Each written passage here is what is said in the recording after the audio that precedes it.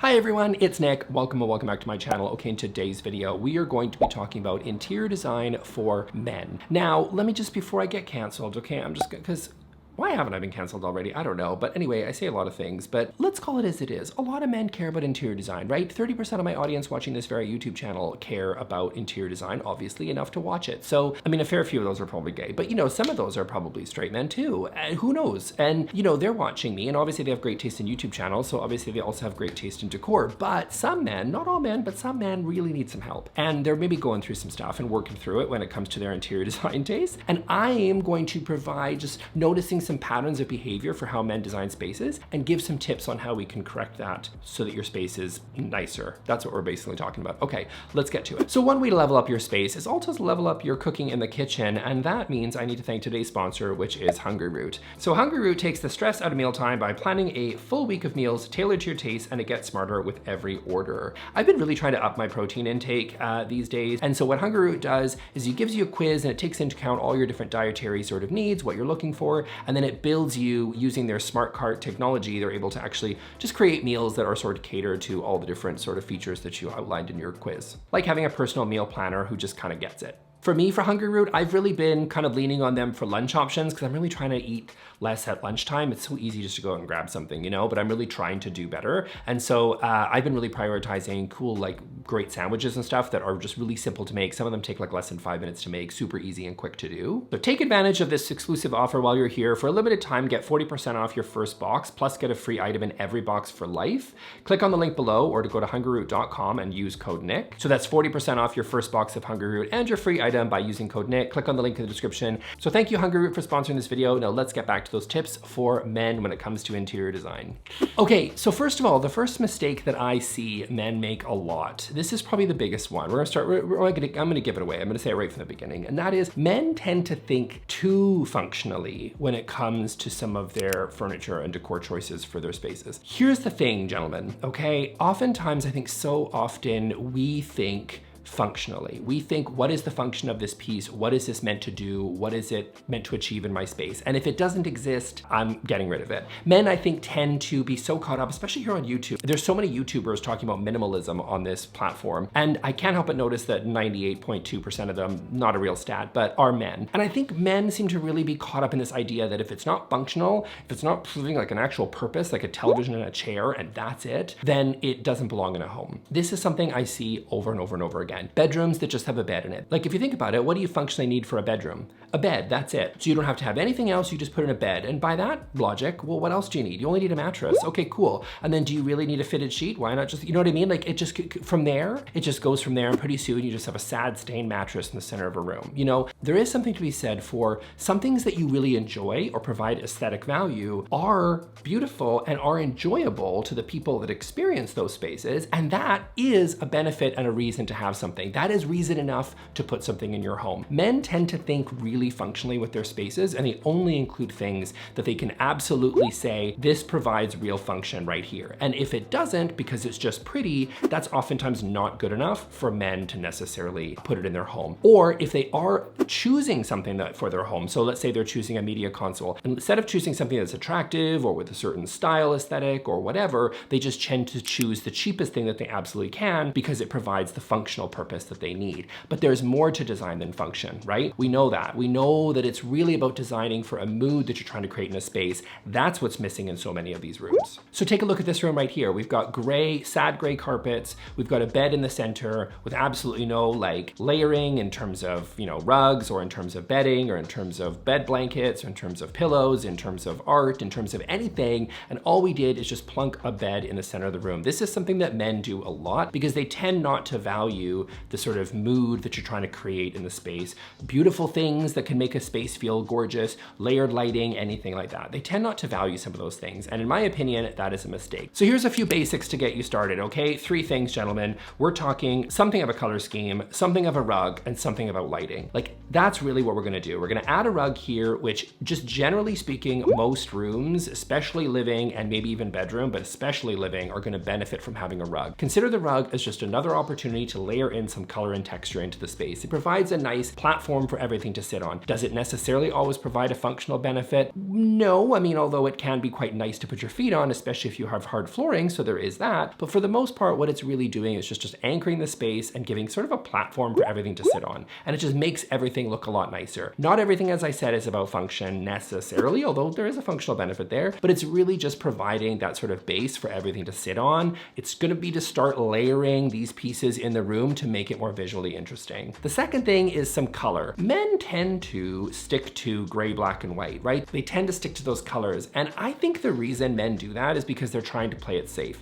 They can't go wrong if they just choose the same black, white, and gray, right? They can just stick with those and they always know that they're gonna go together. But they're a little bit nervous, I think, to put in color because I think so often men feel that when they add in color, it's just an opportunity for them to go wrong. And since they have a very, sometimes, not all the time, again, 30% of my viewers are men, so often they don't wanna take the time to educate themselves on how these things can go together. And so I think they sort of panic and kind of just stick to the basic neutrals. And I would say here, gentlemen, here's what you're gonna do, okay? You're gonna pick a primary color, a secondary color, and then an accent color, okay? And what you're really gonna work with here is choosing, you can stick to neutrals if you want, black, white, and gray can fit into those. But what I want you to do is also consider all the different tints, tones, and shades of those colors. So if you want to choose a color like blue, don't just pick the same blue and use it over and over again. Use different variations of blue in tone, and that way you can use it, sprinkle it around the space, whether it's in art, in furniture, in sort of upholstery, whatever. There's different layers of blue, so everything will always be cohesive because you're still sort of sticking within one color, primary, secondary, or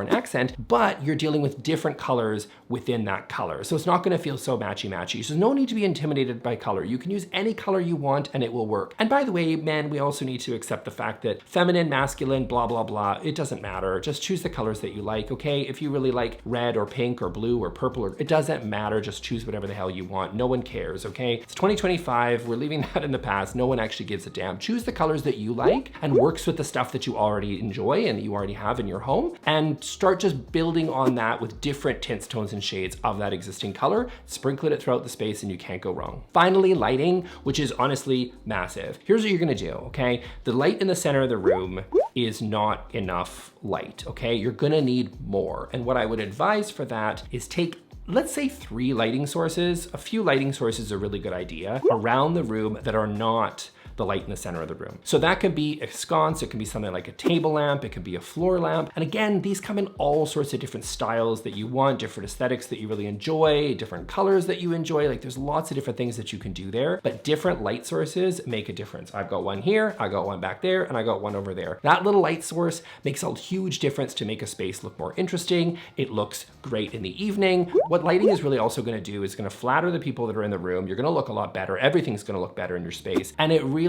creates interesting shadows in the space that look really beautiful, as opposed to just that down light, which is just gonna create harsh shadows and make everybody look ugly. So yes, you do need lighting, add 3 sources and you'll be fine. Okay, next mistake that I see is a lack of life. This is something I also see. Men oftentimes will choose materials that are very glossy, very shiny, don't have any life in them, and yeah, they just read as sort of like piano black. Do you know what I mean? It's that piano black, that really sort of shiny, glossy IKEA white wood.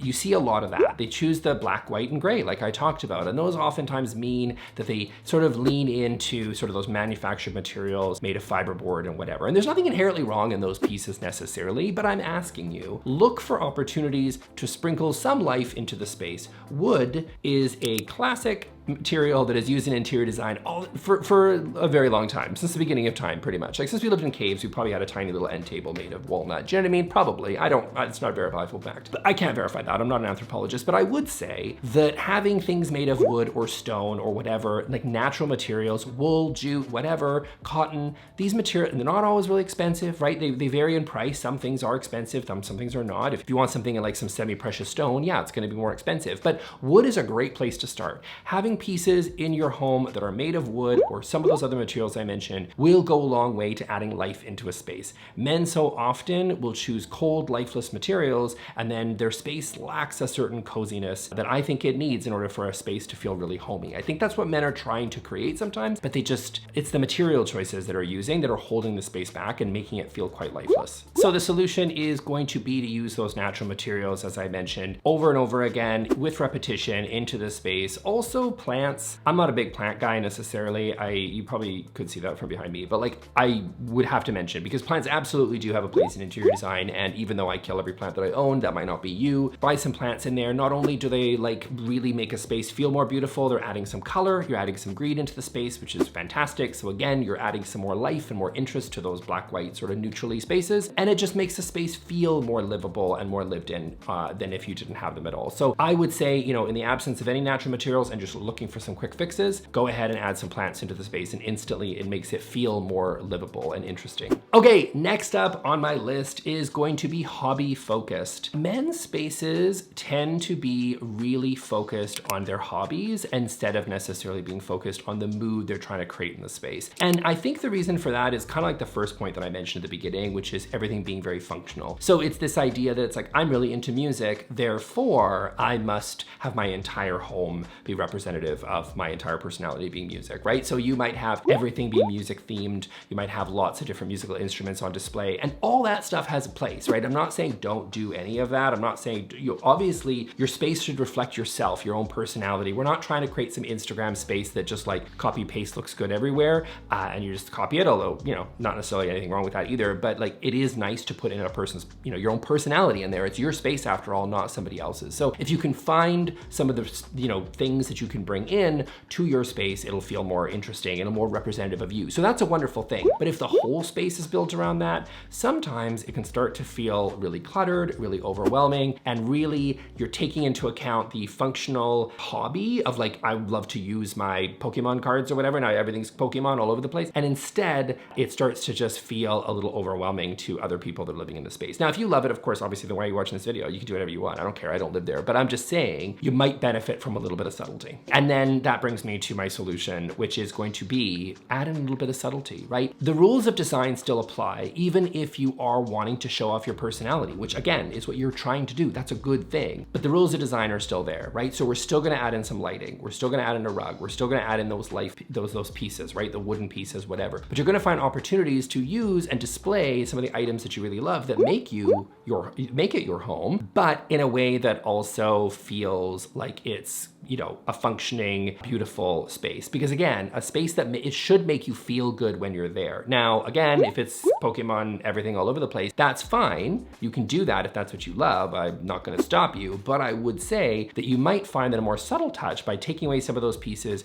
storing them or displaying them in really beautiful ways, I think makes a huge difference. Like here, look at this photo right here. Like here's a guy who is clearly really into music. And I think it's really awesome what he's done. Like he's been able to display it so that it looks really, really great. He's got a functioning gallery wall. He's got, you know, rugs in the space. He is displaying really beautiful items. It looks really cool that they're there. So you can kind of see what this guy's interests are, but he does pay attention to the aesthetics of what it looks like. He's not overcrowding the space. It never feels overwhelming. It never feels like you're competing for seating with like all of his guitars or something like that. You know what I mean? It actually still looks like it's a functioning home while also being able to show off all the things that he loves. This is another really great example of a space that I love. This guy here, he's really into like bright colors and cartoons and likes little cute little stuffed animals and things. But you can see here that while still having a lot of fun with he's clearly showing off his personality. No one's questioning that, right? Like clearly you can see kind of the type of personality that this guy has, the things that he really enjoys. He obviously has his hobbies and he's keen to show them off, but he has done it in a way that still pays attention to the aesthetics of the space and the mood that he's trying to create, right? He still wants to feel comfortable. He still wants a space that feels welcoming. He still wants a space that feels like it's his own at the same time. And so he has a beautiful rug in there.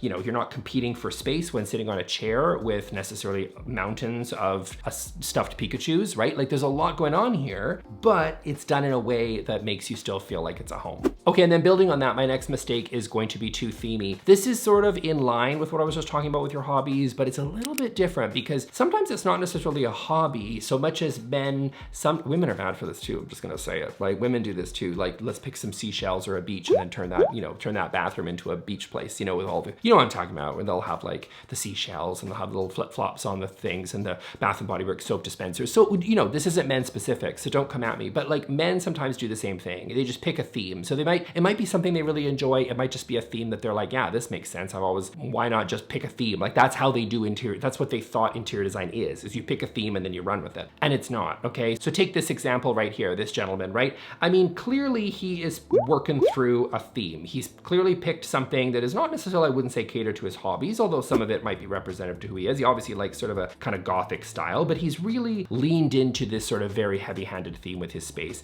And I would say that one way to also look at this issue around themes is making sure that something is context appropriate. So let's also take a look at your architecture of your space. Let's look at like the type of home that you have. Where is it located, right? What type of, is it an industrial loft, right? With brick walls and, you know, iron fixtures or something? In which case, it might make sense if you've got big, you know, reclaimed wood beams in the center to go with something that is a little bit more of an industrial feel. That might be more of what you're trying to create in the space. So it's not a theme necessarily as much as it is taking cues from the architecture of the home and then using that as a jumping off point to the rest of the design. Do you live in a mid-century home, right? Do you live in a place from sort of the 50s and 60s, in which case it might be appropriate to buy some more sort of mid-century pieces and work with that. Is it something of sort of a, you know, you're a rural community and you want something that more represents kind of the farm that you have or something, and maybe there might be some cues that you want to take from that. So really kind of zeroing in on what is sort of the architecture and the surroundings of the home, and then work with that when you're actually trying to design it. So you're not just necessarily picking a random theme and then shoehorning it into whatever space you have. Instead, it's take a step back, look at the space that you actually have, where is it located, the architecture, whatever, and then building from there to create a mood. Start with the mood and then create the space that you're looking for. Okay, that's it for me for today, guys. I hope you really enjoyed this video. Again, gentlemen, I want you to have amazing, beautiful, wonderful spaces, so please don't take offense. This is by no means male specific necessarily. Women make all sorts of different mistakes. This is, as I said, just patterns that I see that come up a lot when men are designing spaces, and I thought you might find that helpful. Thanks a lot. I will see you on the next video. Okay, bye.